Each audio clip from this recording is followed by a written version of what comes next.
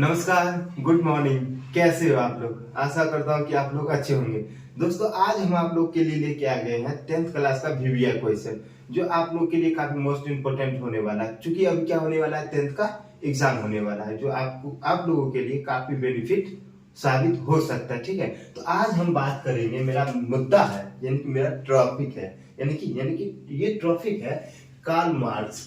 यानी कि ये अक्सर एग्जाम में पूछा जाता है कार्ल मार्क्स के बारे में, यानी कि कार्ल मार्क्स की जीवनी तथा उनके सिद्धांतों के बारे में पूछा जाता है। तो शायद ये आप लोगों के लिए हेल्पफुल जो है हो सकता है। ठीक है, इसीलिए आज हम बात करेंगे कार्ल मार्क्स के जीवनी और सिद्धांतों के बारे में। ठीक है, तो सबसे पहले हम बोलते हैं कि कार्ल मार्क्स, तो कार्ल मार्क्स का जो जन्म हुआ था वो कब हुआ था? 5 मई 1818 ईस्वी को। ऑब्जेक्टिव में पूछ देगा कि कार्ल मार्क्स का जन्म कब हुआ था?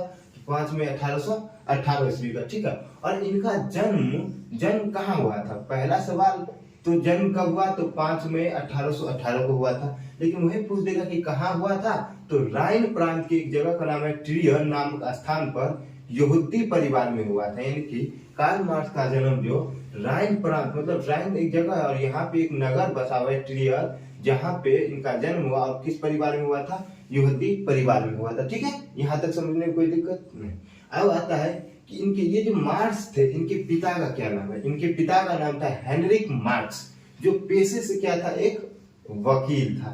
ठीक है, मतलब ऑब्जेक्टिव में पूछ सकता है कि कार्ल मार्क्स के पिता का क्या नाम था, तो क्या बोलेंगे? हेनरिक मार्क्स, जो पेशे से क्या थे? वकील थे। ठीक है, और ये जो कार्ल मार्क्स थे, इनका जो एजुकेशन यानी कि शिक्षा व्यवस्था था, इन्होंने बोना विश्वविद्यालय से विधि शिक्षा को ग्रहण किया। ठीक है, और अगला है कि 1836 ईस्वी में इन्होंने बर्लिन विश्वविद्यालय में अपना क्या क्या कराया? दाखिला कराया। ठीक है, और ये जो कार्ल मार्क्स जो थे, इनका जो विवाह है कब हुआ था?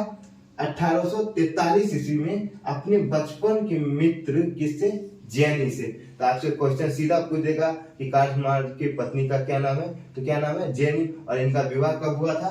तो 1843 ईस्वी में हुआ था। ठीक है, आगे कहता है कि मार्क्स हीगल की विचारधारा से प्रभावित थे। यानी कि कार्ल मार्क्स जो थे वो एक व्यक्ति था, हीगल, इनके बातों से ये क्या हुए थे? काफी प्रभावित हुए थे। ठीक है, और कहता है कि राजनीतिक और सामाजिक अध्ययन में मॉन्टेस्क्यू के जो विचारधारा था, ये इनको काफी क्या किए? प्रभावित किए। ठीक है, और आगे कहता है कि रूसो का विचार का भी गहन अध्ययन किया। यानी कि रूसो एक व्यक्ति था, उनके विचारों का भी मार्क्स ने क्या किया? बहुत आसानी और बारीकी रूप से क्या किया? ग्रहण किया, अध्ययन किया। ठीक है, और कहता है मार्क्स का मुलाकात 1844 ईस्वी में पेरिस में फ्रेडरिक एंगल्स से हुआ। यानी कि पूछेगा कि फ्रेडरिक एंगल्स से मुलाकात कहाँ हुआ था, तो पेरिस में। कब हुआ था? 1844 में हुआ था। ठीक है, और इनके विचारों से प्रभावित होकर, मतलब कि इनके विचारों से प्रभावित होकर, फ्रेडरिक एंगल्स से प्रभावित होकर क्रमिक श्रम वर्ग के कष्टों तथा उनके कार्यों के बारे में क्या किया? काफी चिंतन किया। यानी कि जब फ्रेडरिक एंगल्स से इन्होंने मिला पेरिस में, तो इन्होंने क्या किया कि जो मजदूर वर्ग है, उनके कार्यों और उनके कष्टों के विचारों को लेकर काफी चिंतित होने लगे, और उनको मतलब बचाने के लिए, उनकी सहायता प्रदान करने के लिए बहुत सारे कार्य भी किए। ठीक है, उसमें था कि 1848 में एंगल्स से मिलकर मार्क्स ने साम्यवादी घोषणा पत्र प्रकाशित किया। ठीक है, यानी कि क्वेश्चन भी पूछ देगा कि साम्यवादी घोषणा पत्र कब प्रकाशित किया गया, तो 1848 में। और किससे मिलने के बाद? एंगल्स के मिलने के बाद। और किसने किया? तो मार्क्स ने किया। 3 ऑब्जेक्टिव यहाँ से आपका क्लियर हो जाएगा। ठीक है, आगे कहता है कि ये जो प्रकाशन था, साम्यवादी घोषणा पत्र जो था, जिसे आधुनिक में समाजवाद का जनक कहा जाता है। ठीक है, राइट।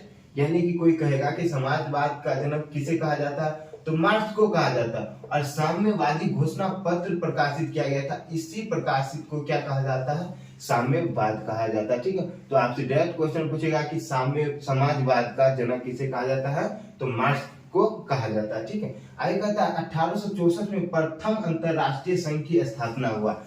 तो अब यहाँ पे एक क्वेश्चन डायरेक्ट बनेगा कि अंतरराष्ट्रीय संघ की स्थापना कब हुआ, तो 1864 में हुआ था। ठीक है, अब एक आगे कहता है कि 1867 में मार्क्स ने दास कैपिटल नामक पुस्तक लिखा। ये बहुत बार एग्जाम में पूछता है, याद ध्यान रखिएगा, बहुत ही इंपॉर्टेंट है कि दास कैपिटल पुस्तक किसने लिखा, तो कार्ल मार्क्स ने लिखा। और कब लिखा? 1867 में, ठीक है। और दास कैपिटल को समाजवादियों का बाइबल कहा जाता है। मोस्ट इंपोर्टेंट है कि समाजवादियों का बाइबल किसे कहा जाता है, तो दास कैपिटल को कहा जाता है। और इनका मृत्यु कब हो गया? 1833 ईस्वी में। तो डायरेक्ट ऑब्जेक्टिव बनेगा कि कार्ल मार्क्स का मृत्यु कब हुआ था, तो 1833 ईस्वी में, ठीक है।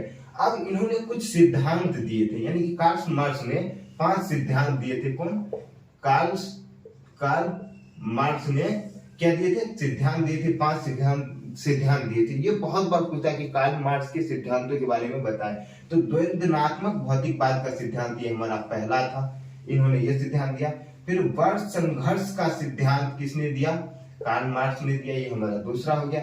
दूसरा था मूल्य एवं अतिरिक्त मूल्य का सिद्धांत, किसने दिया था? कार्ल मार्क्स ने दिया, ये तीसरा सिद्धांत हो गया। और चौथा है राज्यहीन वर्गहीन समाज की स्थापना, इसमें ये चौथा सिद्धांत इनका है। और अगला कहता है इतिहास की भौतिकवाद व्याख्या, यानी कि ये 5वां सिद्धांत है। तो ध्यान रहे कि ये 5 सिद्धांत आपसे पूछेगा ही पूछेगा, और इनसे विभिन्न प्रकार के ऑब्जेक्टिव भी बनते हैं। तो आप लोग, आशा करता हूं कि आप लोग को ये वीडियो पसंद आया होगा और आप लोग ने इसका लाभ उठा के एग्जाम में ताबड़तोड़ लिख देना है। कोई दिक्कत, कोई परेशानी नहीं, आराम से इसे सुरक्षित ढंग से याद कर ले, पढ़ ले और इसके साथ एग्जाम में उत्तर लिख के आए। ठीक है, धन्यवाद।